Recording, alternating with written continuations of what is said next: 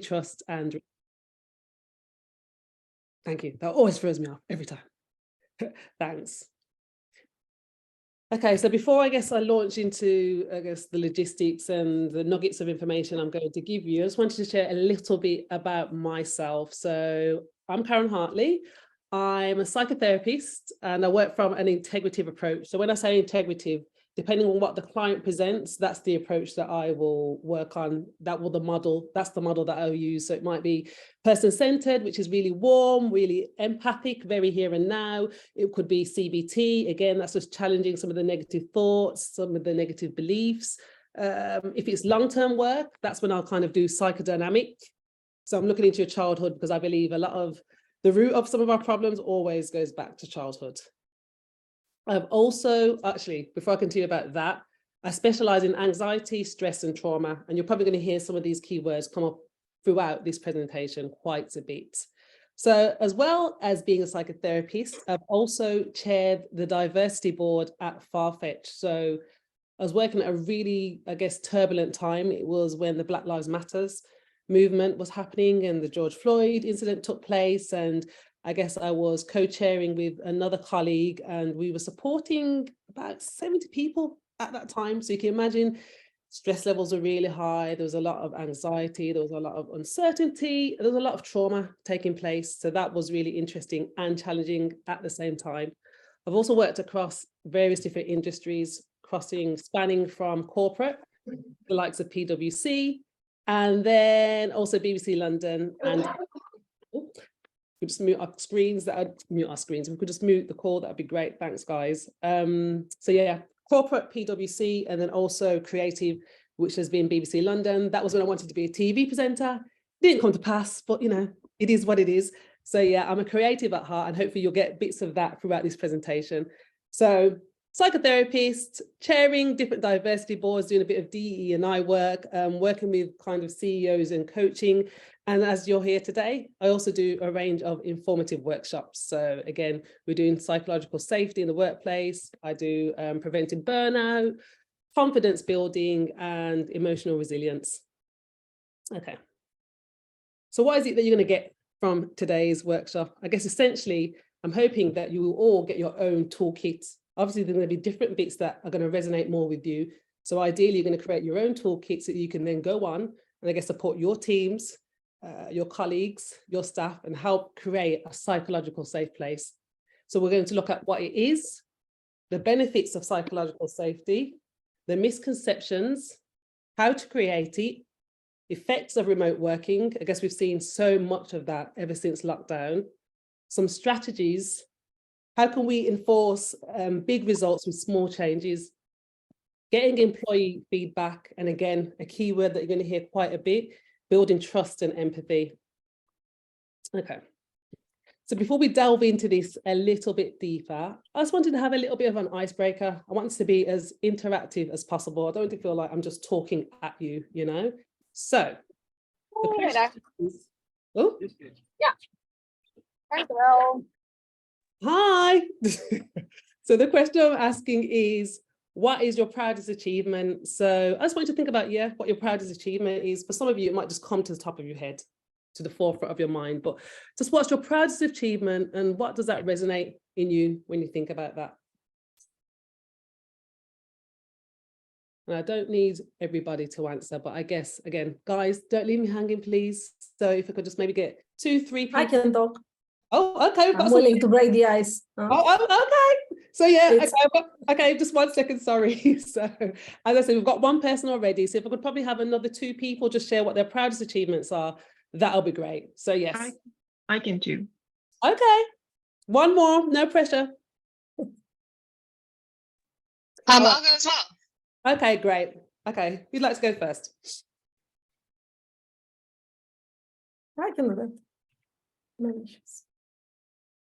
Okay. Okay, over to you. Okay, thanks. So the first thing from the top of my head is related to my kids, and actually having the second one almost 12 years apart from the first one. Yeah. Okay, so for you, it's having your children, and I guess there's a bit of an age gap between the two children. Yes? Yeah, so starting all over again with another little one when the older one was already a teen. Yeah. Okay. All right. Thanks, Diana. Thanks for sharing. I can share mine if you want. So I think mine would be to have the courage to quit my corporate job after 10 years and move back here in this small town after living for 12 years in Madrid and Paris. Been challenging, but moving away from the typical path that society tries to get you in. I think that's been my proudest achievement so far.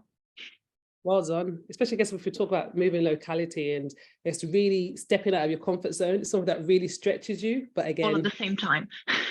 All at the same time, but as I guess I'm learning and hearing from you, the rewards are just fruitful.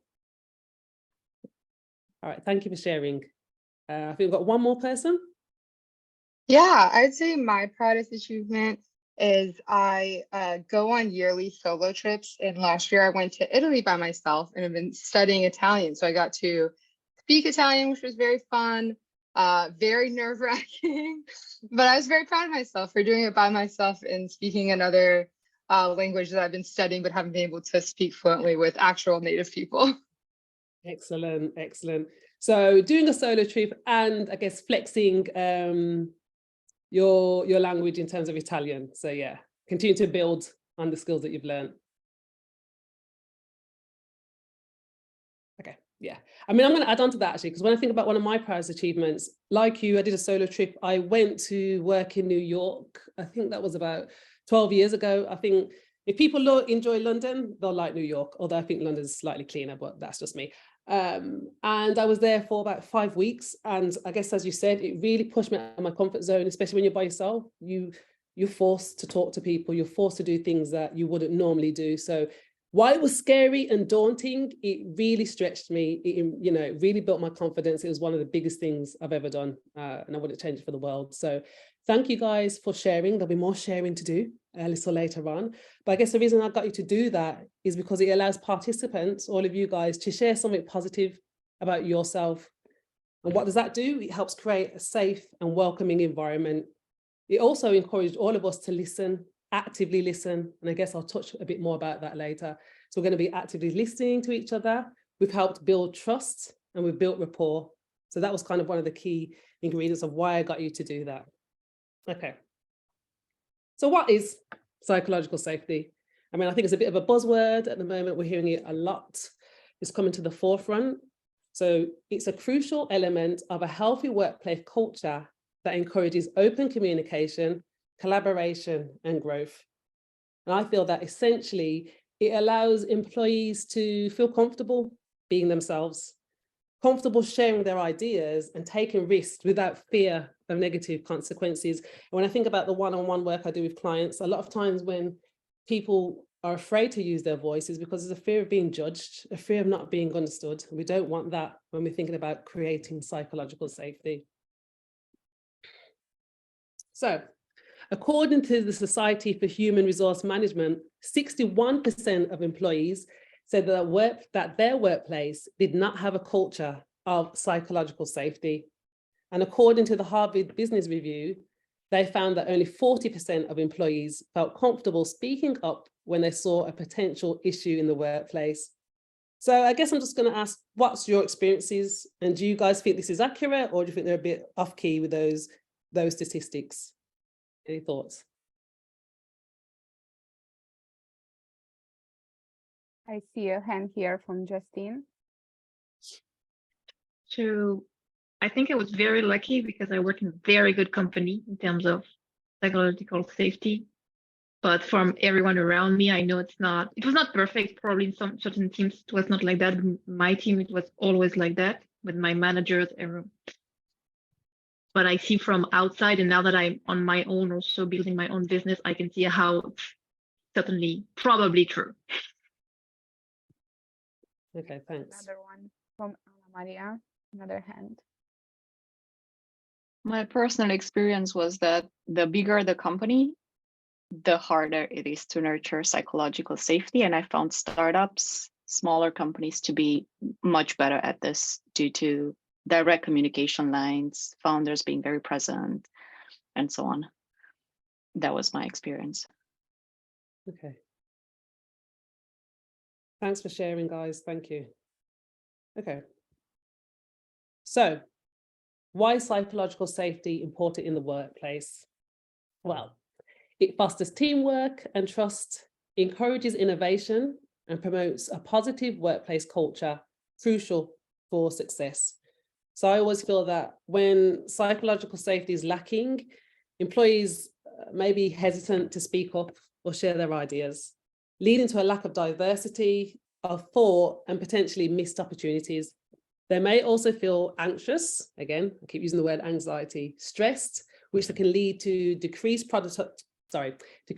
productivity and increased turnover rates. Actually, I'm stumbling my words here. So yeah. So what are the benefits of psychological safety? Well, one, it creates an environment where team members are more likely to trust and support each other. I guess we've been talking about that. Remember the icebreaker? It was all sharing, well, some of us shared our proudest achievements. It built up some trust. It also leads to better collaboration and teamwork. Two, increased creativity. When people feel safe to express their ideas, they are more likely to come up with new and creative solutions to problems. Three, encourages innovation and risk-taking, leading to better problem-solving and decision-making. Four, it increases employee engagement, leading to higher productivity. A word that comes up a lot, again, when I do one-to-one work is that feeling safe, you know? When employees feel safe, they're more likely to be engaged in their work and feel a sense of ownership over their projects and tasks. Five, when people feel safe to speak up and share their thoughts and feelings, communication is improved, which can lead to fewer misunderstandings and conflicts. Six, reduces stress. When people feel safe and supported, they are less likely to experience stress, which can lead to better mental health and less time off work. And finally, the final benefit, I mean, there's obviously more than this, but I just wanted to highlight some of the crucial ones, a sense of inclusion and belonging. And again, I think that kind of starts to lead into more of the diversity inclusion area, if people have that within their business. Because I guess if you have a better sense of inclusion and belonging, you're more likely to contribute your unique perspective and expertise to the decision-making process. Again, this leads to more rounded and well-informed decisions. So those are some of the benefits of psychological safety. So while we'll talk about the benefits, because a lot of times that's what the main focus is, I wanted to share some of the misconceptions of psychological safety. So these are things that we're trying to not do, basically. And I think number one is a really common one, actually, that the thought is that it's solely the responsibility of leadership to create this safe space. And the reality is that it's everyone's responsibility to contribute to a positive and inclusive culture. So every employee should feel empowered to speak up and contribute to the team's successes. Therefore, it's essential to promote a culture where every voice is heard and valued. Another misconception is there are no consequences for mistakes. So we're creating an environment where employees can take calculated risks and grow. However, individuals must be accountable for their actions and learn from their mistakes to prevent them from happening again. So what we don't want to do is we don't want to kind of be colluding or enabling certain things, you know, because how do people grow? And finally, it's about being nice and avoiding conflict. So it's essential to recognize that constructive disagreement and debate can lead to better decision-making and outcomes. So again, I keep going back to people feeling safe enough to use their voice. So it's really crucial to promote a culture where individuals can express their thoughts and ideas without fear of being judged or criticized. We're not trying to eliminate conflicts. What we want is a healthy conflict, you know? So if we're using overly kind statements, especially ones that are maybe incorrect, vague, or directed at the wrong person, this can lead to a term called ruinous empathy. And what that means is it's where a leader is overly empathetic to the point that they avoid giving critical feedback to their team members. So again, just be mindful of that. It's such a fine balance, you know? Obviously, we want to be supportive. We want to give constructive criticism, but we're not trying to be too nice and we're not trying to avoid conflict, because again, what I'm saying is we don't want to enable, I guess, the wrong behavior. But essentially, this type of behavior, it might feel good, makes employees feel good in the moment, in the short term, but it's not going to help them grow. It's not going to help them improve.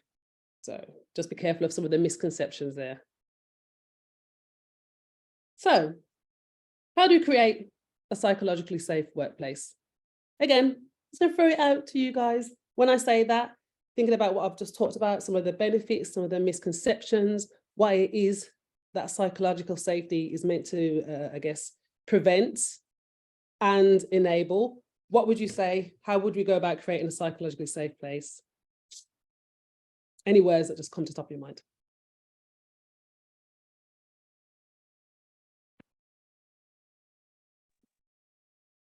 Talk about mistakes openly and draw lessons from them, just to normalize failures, setbacks, challenges, etc. Okay. Ideally also from leadership. Yeah, Any more? vulnerability also from the leadership. Sharing openly the status of the company, the problems that are happening in the company, stuff like that is very important. Empowerment is also important, like empowering employees to actually make decisions on their own and not having to not having to explain everything that they do. This is why I mentioned teal organizations, because there you don't have a hierarchy. Actually, everyone, all the people in the organization make decisions together. Yeah, I like that. Thank you. I think it's important to build an experimentation culture first, then to build as well a growth mindset, because I think it's basic for this kind of things related in a workplace, for a team, for leaders, for everyone in the organization as well, and show them spaces for more trust each other, and to show vulnerability as a good thing to share. It's not like, okay, everything that I show, if it's not excellent, it's not so good, because it's also good to share what is not so good for you. You know what I mean? So yeah. 100%. I like that. I like what you said about vulnerability. I always say my tagline is "there's strength in vulnerability." So yeah. Absolutely. So I want to add something that I noticed over the past 2 years. I think it's really important to, I forgot my idea. Oh, no. I will come back later. It was something that came to my mind, but I will come back later. Okay. Hopefully it comes back to you. All right. As always, thanks for sharing, ladies. Some really good valid points there. So again, I guess some of you might have touched on some of these points, but I guess just to enhance on how to create a psychologically safe workplace, here are some tips. So there might be some repetition, but it's good to just reinforce what's been said. So encourage open communication and active listening. I've also put here body language. I can't remember the exact statistic, but I know that a lot of what we communicate is nonverbal. So, you know, the high percentage, I'm just going to say 60%, don't quote me, is nonverbal. So what's your body language showing? Actually, so while you're encouraging open communication, active listening, what are you transmitting? I always say that to clients, we are always transmitting something. So what are you actually transmitting, although you're encouraging open communication? Forgive employees' mistakes. I think someone touched on this a minute ago, actually. As you said, while we're trying to create a safe space, the reality is we're human, we're going to make mistakes, we'll continue to make mistakes. There's nothing wrong with them. I think it's how you move forward from the mistakes, and I guess how you could try to rectify them, actually. 3, plan team building activities that promote trust and collaboration. So I don't know, are you having maybe away days? What are your team meetings like? Do you maybe check in before the meeting, check in after? Is it a meeting heavy culture. I've worked in workplaces where it's just back to back to back meetings, and I just wonder, how are the team, I guess, getting to know each other? How are we kind of building that community spirit, you know, how are we building this trust and this safety? Okay, number 4, encourage risk-taking and experimentation. 5, actively help people speak up and reward it. I'm not sure if someone mentioned that as well, but yeah, again, actively helping people speak up. So the reality is it's not enough to talk about it once. We need to keep repeating the message for as long as necessary. And I think to extend that even further, don't stop. Even when the climate of speaking up has been established, just keep reinforcing it, you know? I guess it makes me think about, if I have a client, maybe when I'm doing my psychotherapy work and they're really stressed or really anxious, and I'll be like, you know, have you journaled? I'll be like, yep. I maybe lent into journaling a couple of times. I'm like, well, while that's great and great for doing that, you're gonna have to keep doing it. It's not enough to do it once or twice. You're maybe gonna have to make this a bit of a habit, a bit of a lifestyle. You need to, I guess, to see the results, you're gonna have to be disciplined and consistent with it. Number 6, recognizing and valuing diverse perspectives and opinions. 2, show your humanness and imperfections. I can't remember who said, but I remember someone alluded to this when they shared their point. Again, I think where vulnerability is really key. And I guess there's something about modeling as well. I guess if our leaders show a level of vulnerability, then the likelihood is that your staff with time are going to open up, they're going to feel safe, hopefully to be vulnerable as well. Respectful feedback. And the thing about respectful feedback is that it's received better or more likely to be acted upon. I guess if it's just seen as a critical, harsh, kind of punishing way of giving feedback. 9, don't micromanage. I'm not sure if any of you guys have been micromanaged, but I have been micromanaged and it's not great. It's never fun. I think that's more, I feel it's more to do with, I guess, control and a lack of trust, to be honest. And then I guess what happens then is that we're going to start to project that on our staff. And I guess if we were micromanaging, what we're doing is it's creating distrust and it's stifling creativity. What's an extension of that is it's going to lead to burnout, not just for the manager, but also for the employee. So yeah, don't micromanage. And if you do, I guess, yeah, I have to look into that and what the reasons are. So yeah. And finally, provide resources for employees to seek support, such as employee assistance programs or mental health resources. Okay.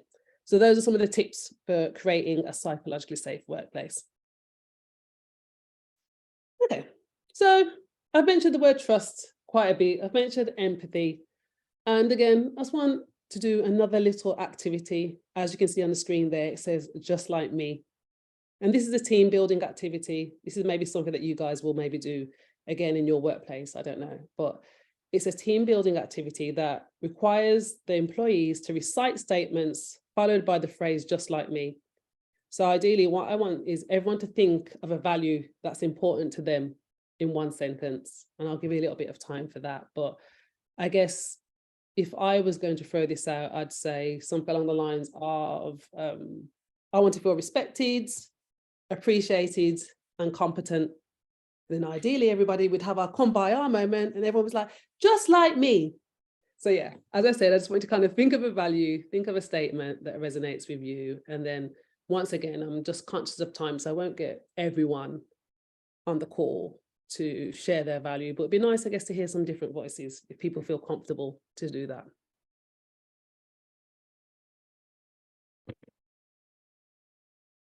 Just give you a few seconds.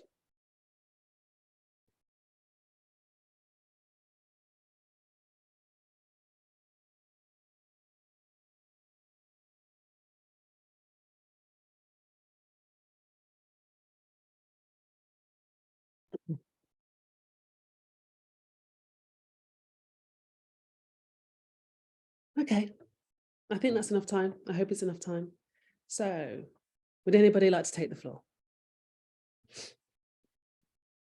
Question, Karen, and then the rest they have to say just like me, or Yes. we just say the statement, or You said a statement. I'd like to think that when you've paused, we all kind of know, okay, yay, just like me. So yeah, everyone says just like me.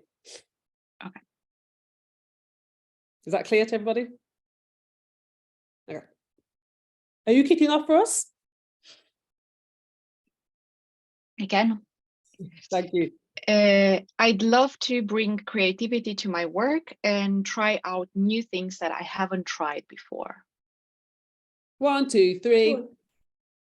Yay, just like me. Just like me. There we go. We've got it. Well It's done, funny. guys. Any more for any more? I know you've all got a value. I can do the next one. Yeah, I prize a lot work ethics. Anybody? I think I heard I praise a lot. I didn't quite catch that. I prize a lot. I appreciate a lot work ethics. 1, 2, 3. Just like me. Thanks. That's fun. Any more? Has anybody else got a value that they'd like to share?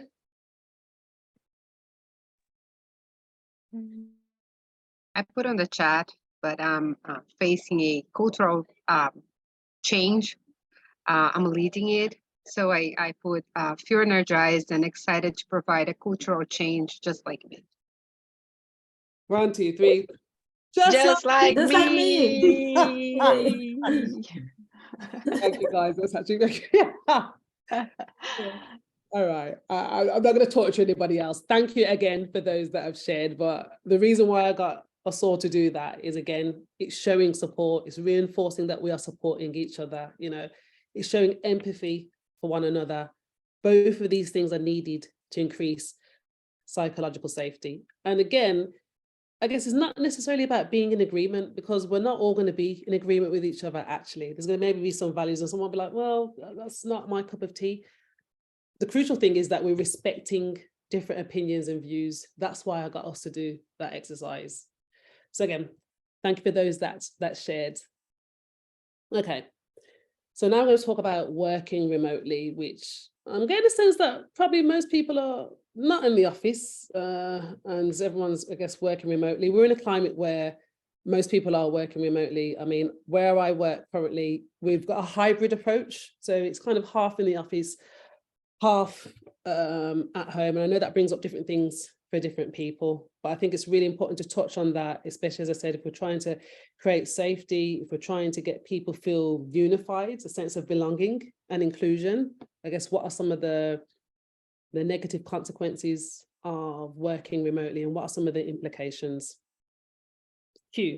Implications. So there's a lot of mental health implications of working remotely, actually. So the first one I've made a note of is isolation and loneliness. And I guess when I think back to lockdown, which was a challenging time for all of us, and I currently live alone, and I was debating whether to move, to go back to Birmingham. That's where my family home is. That's about 2 hours from London. I was debating, should I go back home? And I was like, actually, I don't know. So I think my family are going to get my nerves after a certain time, small doses.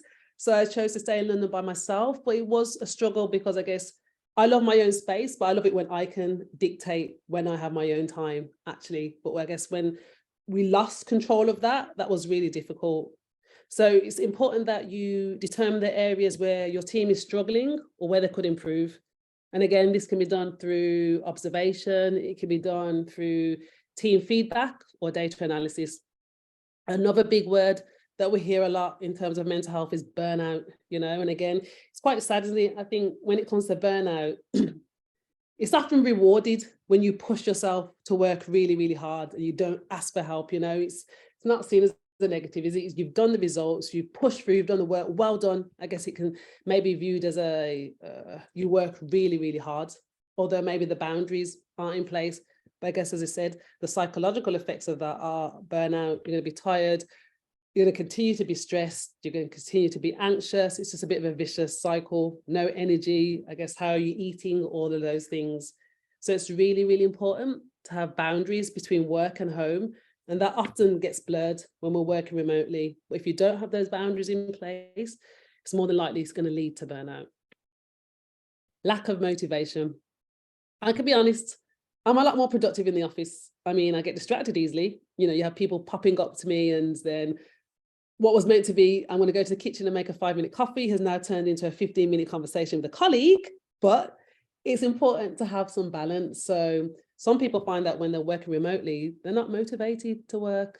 And I guess it's something about the absence of structure and routine, which can make this really difficult to stay focused and engaged. Again, which can lead to feelings of boredom and just general demotivation. Difficulty separating work and personal life, which I guess I've kind of touched on in terms of the boundaries, you know.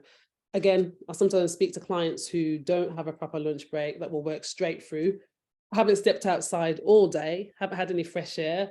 Maybe they're meant to end work at 5 o'clock and they're still working past that time, you know, and that's, again, there's a constant repetitive pattern. Again, if they don't feel safe to use their voice, if they're working in a culture where, I guess, well-being is at the bottom of the totem pole, then we're going to have a lot of resentment, a lot of frustration.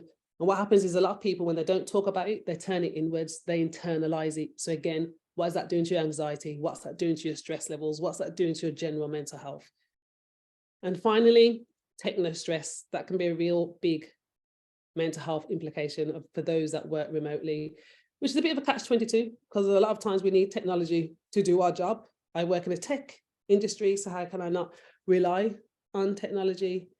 But when I say techno stress, it's a form of stress caused by the use of technology. Again, to lead to anxiety, frustration, and a feeling of being overwhelmed by technology. So it's really essential to recognize these potential issues and take steps to address them to maintain good mental health while working remotely. So what are some strategies for supporting teams when working remotely? Work-life balance. So balance is key to everything, you know. So encourage team members to take breaks and set boundaries between work and home life. Modeling, that's a big word that we use in psychotherapy and counseling. As a leader, you set the tone for the team. So make sure you take care of your own mental health and then model those healthy behaviors. You know, it makes me think of the word self-care, and some people get really caught up with it, you know, oh, that means I'm selfish. And I always use the analogy of the plane, and we're suffering with some turbulence maybe, and well, God forbid, we're not going to crash, but everyone's a bit fearful, it's a bit turbulent, short of oxygen. You have to make sure that you have your oxygen mask on first and you've dealt with yourself before you can help maybe your fellow passenger or the rest of the team, you know? So what are you modeling? So, you know, a good example of modeling is, have you created a positive work environment? Have you created a space where people can speak up and be their true selves? And again, that's a word that we use in psychotherapy a lot. You know, a lot of times we do have to filter ourselves. And when you hear people say, maybe I don't have an opinion, or I don't have anything to say, or I don't have anything to share, I think it's not the case. I think it's just that they've started to filter themselves. So then they just show, like, I guess, little percentages of what they really look like and how they show up. So yeah, again, what are you modeling? Foster a sense of community. So encourage team members to connect with each other and create a sense of community. Consider setting up virtual team building activities or social events, even more so when we're working remotely. Set clear expectations. So establish clear communication guidelines, work hours, and availability to ensure everyone knows what is expected of them. Create a positive work environment. So celebrate team achievements, provide some supports, and promote collaboration and teamwork. Again, I think sometimes there's so much focus on what's not being done that we don't often celebrate the small wins. I think it's really important to acknowledge and celebrate the small wins, because what does it do? I guess it breeds momentum, it breeds confidence, you know. I think I've said them all actually, and stay connected. Have I said that one? I'm not sure, but if I haven't, saying it again. Stay connected, hold regular team meetings and one-on-one check-ins to stay connected and ensure that everyone is on the same page. And actually, to go back to modeling, so I was actually working with the CEO and for a couple of months, and he was talking about, you know, really wanted to create an environment for the team and encouraging people to just give honest feedback and be themselves. And, you know, it's a safe space, it's really open. And when it came down to it, when he was getting that one-on-one feedback, it actually become quite defensive and guarded. Remember I said at the top of this presentation, what are we transmitting? You know, I'm saying, well, yep, this is going to be a safe space, and you can be totally honest and there won't be no repercussions for that. But then am I showing, I guess, an element of punishing behavior? Have I then, I guess, stepped back from the regular interactions that we've had? So I guess I had to work with him in terms of building his listening skills, actually, and look at maybe what was being triggered for him, I guess, when feedback was being given, you know. But overall, we got there in the end. And yes, he got a lot better at encouraging the team to give feedback. So yeah. Okay. So small changes, big results. We all want big results, but I think sometimes, you know, it's all about being smart with how you do it, you know. Just to reinforce, sometimes there's little things can make such a big difference. So identify the areas that need improvement. So what areas are your team struggling and how can they improve? I guess by me just saying that, you probably know within yourselves that actually these are some of the areas that the team could maybe need some extra support in. SMART goals, again, I think it's specific, measurable. I can't remember, but yeah. Make them more specific and small. I think sometimes, a lot of times we get overwhelmed, make the task way too big. We then probably start procrastinating and nothing actually gets done. So just make small, achievable goals that we can start to tick off again. I keep using the word, so that we can build the momentum so that people can feel like actually some small changes are being made before we go on to, I guess, some of the bigger things. Communicate the plan to the team. So I think there's something about being transparent, actually. So share your plans and explain how the changes will benefit them and the organization as a whole. Encourage collaboration. Again, I don't know if people do have D&I teams where they work, but I'm sure there's different communities. So where I work, we have a thing called FPC. So there's different communities, all leading into, again, what their values are, how they can continue to educate the business as a whole, you know, in terms of bringing some more diversity and inclusion, some more values into the team. Provide training and resources. I think this is a really big one and it's really important. Again, how are you feeding in to people? You know, sometimes it's the same voices, the same people getting the same opportunities. So how are you making that a bit of a bigger thing? Making sure that, I guess, everyone feels seen, everyone feels valued, everyone feels heard. How are we feeding in and encouraging people? Monitor progress and provide feedback. So again, I think it's really important that you regularly monitor progress toward the goals and provide feedback to your teams. And finally, iterate and improve. So I think this is a constant growth patch. So how do you elevate what's going well? Again, I keep saying that a lot of times we focus on, well, these things aren't doing well. This is what we need to focus on. Well, how do you actually elevate what's going well within your department or your teams, you know? And once you've achieved your goals, you don't stop there. You continue to iterate and improve the process to ensure that you're always making progress. Because the reality is that your org chart is full of potential. You just need to give people, I guess, a safe space to reach it, to reach that potential. Okay. Okay, so importance of employee feedback. So encouraging feedback creates a safe and supportive work environment and leads to increased engagement and productivity. Building trust and empathy. Again, you've heard this word quite a few times throughout this presentation. Again, it makes me think about when we had a away day a couple of weeks ago. It was just a small, intimate, I think there's 15 of us, and people again will talk about, I guess, things they'd like to see a bit more within their teams. As I said, where I work, it's very meeting heavy. It's a very meeting heavy culture. But the word that kept coming up time and time again was empathy. Empathy, you know, and I think that's a really big word when it comes to psychological safety. Again, working in private practice, empathy is one of the key components when I think about how I'm building a therapeutic alliance with my clients. Okay, and I guess I use the analogy of someone's in a hole in the ditch, I'm standing on the side, I might not be able to get in the ditch with them, but I can support them as best as I can where I am, you know. So things that you can do to help build trust and empathy is start by listening to your team members. and show that you understand and care about their needs and concerns. They have to feel like that you're actually listening to them. Again, I've said actively listening, you know, most of the time when we're listening to respond. So I think it's something about actually just taking a breath, taking your foot off the gas and just giving them space actually to just speak and just be. Celebrate team successes and individual achievements, which I kind of mentioned a few slides ago. Be consistent. You have to be consistent. So if you'll say you'll do something, follow through on it, because if you don't, again, it builds mistrust, distrust. If you set expectations, stick to them. This shows the team that you're reliable and trustworthy. Be honest and transparent.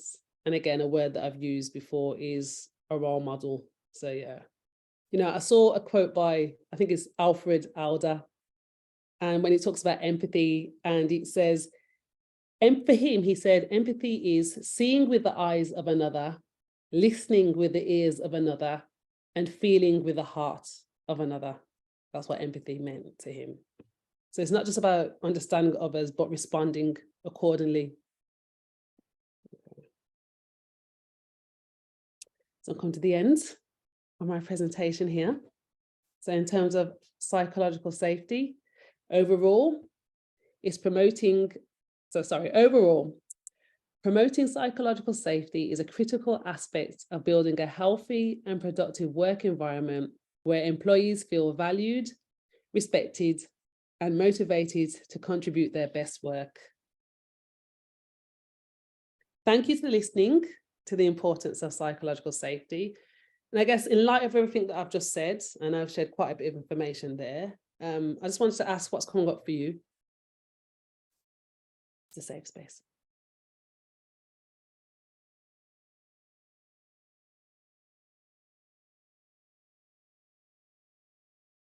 If there's anything coming up for you.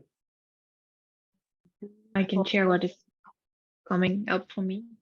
It's frustration, because I was in a company that was living those values, trying to at least, you know, and now I'm on my own, and I'm trying to contact all those businesses around here.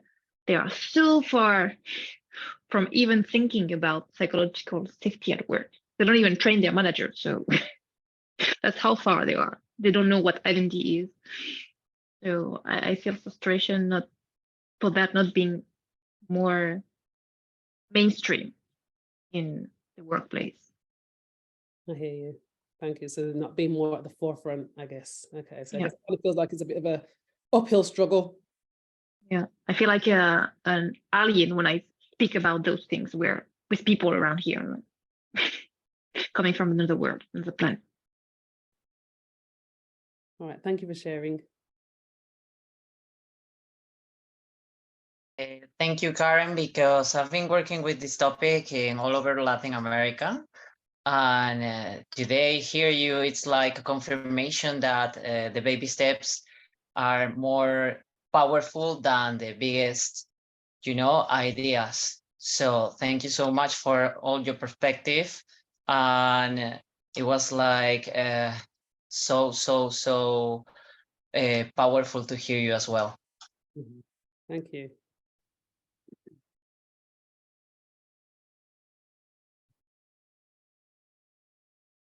Okay. I don't do awkward silences. So again, I'm not gonna make it any more awkward. So I'm gonna leave my last slide here, which is obviously ways if you choose to get in touch. I mean, I'm probably gonna throw it back over to Andrea, because I'm not sure if anybody does have any further questions in terms of some of the things I've shared or so forth, but yes. One question from Ana Maria, if you want me to share it. Yes. It's really interesting. What are some tools and methods we can use to make everyone's voice heard and enable everyone in the team to speak up, especially in cross-cultural teams where colleagues from certain cultures are traditionally less outspoken? And I think it's a really, really good question, especially in the context where we have like distributed teams, as Ana Maria said. Yeah. Okay. I'm just trying to remember everything you said. Like, woof, that's a question. Okay. Okay, so I guess it's So about allowing people to feel safe to speak up. I guess especially when we're working with, I guess, a diverse culture, if I'm understanding the question right. I guess what I'll say first and foremost is just be patient with it, actually, because I guess that feeling of safety, it really takes time and patience, you know. Again, I guess it depends on what kind of meetings do you have. So do you have things which aren't just, I guess, solely based on workplace and structures and funnels and all those things? Do you have kind of fun, engaging things? Do you have things like, I don't know, even a virtual coffee? Sometimes you need an environment where it just feels a bit more relaxed, actually. It's not so work heavy. And again, I guess if one, it takes time. Because even when I think about some of the work I do with clients and we're doing like heavy trauma and stuff, I could be working with someone for months and it's still it's a bit like an onion, isn't it? We're really peeling back the layers. It takes people time to feel comfortable. So one, I think it's about having fun events, the events that are a bit more relaxed. Two, about being patient and giving time. Three, again, about how vulnerable we are being. So how can I guess expect, maybe if I'm the leader or the manager, how can I expect people to be open if I'm not sharing maybe a level of vulnerability and openness? So I guess maybe this is where I'm struggling. These are the things that I need to see. Again, it has to feel safe for you. Again, I guess depending on the structure and the team and how many different, I guess, diverse cultures, because where I work, as I said, we have different FPCs. So we have someone that is heading up maybe the far out community, the LGBT community, the disability community. And again, that might be something that needs to be looked into, actually. Do we have a safe space where these communities, these cultures can collectively get together so that we can have one key person that is the voice for our community? And then we can kind of vocalize that back in a bigger space. So not sure if that's helped. Again, it's baby steps, isn't it, really? So hoping that's helped answer the question. Thank you. Okay. I don't see any other questions in the chat for now.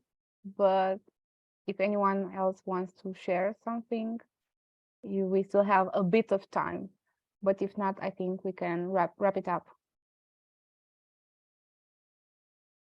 I was thinking that, and also adding a bit or trying to answer Ana Maria's question, I think we need to equip all the team members also to, let's say, to spot when the opposite of psychological safety occurs. Let's say in a meeting, you know, somebody gets a little bit triggered and uses some not so polite words or labels people or whatever, you know,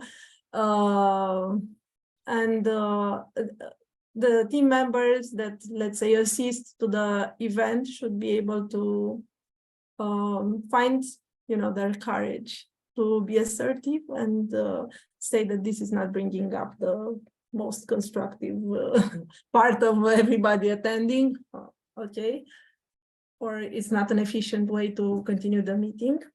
And this should be able to happen no matter the, let's say, the hierarchical position of the people that, you know, got triggered, shouted or whatever. Yeah, so it's also about recognizing when such events are happening and assertively stating that that is not bringing the best in those attending. And if we want to continue to have a productive meeting, maybe we need to take a 5-minute break or reschedule when everybody's at their best, you know? Yeah. Thank you. Like a small tool, really small tool to support that. Because people who haven't practiced this will ask a lot, how am I going to do this? How am I going to, you know, discuss about it, raise my voice, you know, polite way. Yeah, have a voice. Yeah. I don't know how to do that. Yeah. Thanks. I think that's a really great point, actually. I guess I want to add on to the importance of recognizing your triggers, actually, because I think that's so key. We all have different triggers, and the reality is we can't control when we're going to get triggered. I guess it's how we respond to the trigger, and it kind of circles back what you said about the safe space, because the reality is people have different personality types. So there's going to be people that are more extrovert, that are going to be more comfortable with, like, actually, I don't like what was said. This doesn't work for me. I'm feeling this way. But there's also people that are introverted, and I guess irrespective of how safe the space is, they're still not going to feel comfortable speaking up. So I guess it is, again, as you said, those baby steps of just creating the space and just encouraging. We're not trying to prize people out, but just encouraging, even in the small moments, just making sure that different voices are heard. As I said, oftentimes it's the same voice time and time again. I feel that people start to shrink into the background. So yeah, thank you for that. I see another hand raised from Ana Maria. Yeah, I had a question, but before the question, so for us regarding my previous question, I think what we're trying to do is to find out different ways people can have their voices heard. I guess that for us in Europe, in a lot of the countries, or in general in the West, culture is very common to speak up, literally unmuting and talking in a meeting, asking a question, challenging someone, etc. But that's not the case for a lot of Eastern cultures, and sometimes it doesn't have much to do with not feeling safe. It's such an embedded cultural behavior and that's why we're trying to, like, what does it mean to speak up? Is it meaning to unmute and chat in a session? Can we close a Q&A session with an anonymous poll and have folks ask questions like that when we don't see whose name is it? Do we do anonymous poll surveys? What do we do with that data? How do we share it back, etc.? So there's a lot of things to experiment there. I just find it fascinating, this implications of Western and Eastern culture into, well, everything, the way we communicate, the way we collaborate, etc. And then one point also very, I think, linked to Hiren's point in the chat, Hiren, I hope I'm not super mispronouncing your name. When we think about strategy, what have you seen that works in the companies? Is it a top-down, like where do we start with those small steps, especially if we have a bigger company spread across cultures, countries, etc.? Is it more efficient to start top-down from leaders downwards to showcase some behaviors and start working on this? Do we start the other way around, from bottom up? Do we have to tackle both at the same time? I wonder if you have some certain lessons in terms of strategy, and where do we start? What would be the wisest plan of action, so to speak? I guess, well, I think it really depends on the company, but I think there's something about actually doing it simultaneously, because I think we're so programmed to expect to see from the leadership. And I guess it kind of touches on I can't remember something I said on the slides before, but we're so expected to kind of have the president set from the leadership up. And I think there's something really powerful about people, I guess the middle people, actually, because they have a lot of expertise, a lot of wealth, especially if we talk about, I guess, different cultures and mindsets and ingrained behaviors. They can make a lot of powerful change. So I think it's something about working simultaneously and people from the bottom up, actually. And again, the leadership being open to hearing what's being said and taking on. And I guess it comes back to, again, the word of trust, trusting our staff in terms of what they're sharing, actually, and giving them a chance. Okay, it might not come into fruition, but again, we've trusted you, we've allowed you to share, we've allowed you to maybe implement some of these changes. On this occasion, maybe it hasn't worked and we'll have to go back to the drawing board. But yeah, I think there is something powerful about giving people that opportunity and chance. And then I guess it just opens, I guess, the ball then in terms of promotions and progression and what that's looking like. So yeah. I guess even you talked about their, I guess, culture, and it made me think about, we was having a conversation in our D&I team, and one of the ladies, I think she's from America and she's Chinese, but she's saying their culture is that we can be deemed as quite aggressive and we'll speak up in meetings, but coming here into London now is, I guess, kind of frowned upon, and people don't really respond to it really well. So I guess there's some rewiring there she's had to do and having to adjust this new environment. And again, I think you've talked about the different cultures, but maybe something as simple as, you know what, guys, maybe once every 2 months, let's have a supper club again, so we can just break the barriers down, actually, and engage in those more fruitful conversations. And again, maybe things like that can start to come up. Well, actually, when people respond like this, it makes me feel a certain way. So, yeah. I think that also things like team rituals, if you start to build in the right meeting rituals, team rituals, you're giving people this container, and almost as an excuse of we behave this way, the container is there, so it's allowed, it's invited, etc. So I think I would also probably think of those. What are some very healthy, intentional rituals whenever we gather, synchronous, async now with the whole remote and so on. Yeah, thanks. Thank you, Karen. Yeah, actually, thanks for that, because you just reminded me when, again, the George Floyd movement, you know, different personality types and egos and so forth. And the group basically fell down, it fell apart. And me and the coach had to really build it up from scratch. And it kind of goes off what you just said. We literally had to have house rules in terms of how people show up and how they present going forward in these meetings. And it took time, but again, it kind of, I guess, subconsciously, people were learning a new way to behave and act. So yeah, thank you for that. I think that's a really good point. Okay. Well, I guess it's a wrap now. Yep, it's a wrap. Thank you everyone for being here. I hope you enjoyed. Thank you so much, Karen, for accepting the invitation. And I hope you all have a lovely evening, morning. I don't know where you are in the world. I mean, I know where you are because I asked you at the beginning. But yeah, so yeah. Thank you, everyone. Thank you for your time. Thanks, Karen. Thanks for hosting, Andrea. Thanks. Bye, everyone. Bye-bye. Bye.